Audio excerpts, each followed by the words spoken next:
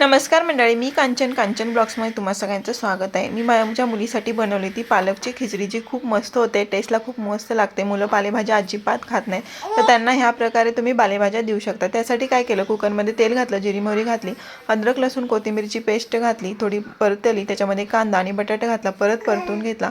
अर्धा कांदा आणि अर्धाच बटाटा घातला, 4-5 शेंगदाणे घातले, थोडंसं गाजर घातलं, मुलं गाजर पण खात नाहीत म्हणून मग ते पण घालून घेतलं।